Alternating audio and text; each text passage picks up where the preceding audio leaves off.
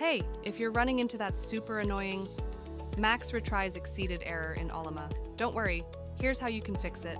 Just follow the same steps. First, go ahead and search for Control Panel. Once it opens, look for the section called Network and Internet. Now under that, click on the link that says View Network Status and Tasks. Now, on the left side, you'll see an option called Change Adapter Settings. Click on that. Then, find the network you're currently using, like Wi-Fi or Ethernet. Right-click on it and choose Properties. In the list that pops up, look for Internet Protocol version 4 or TCP/IPv4. Double-click on it.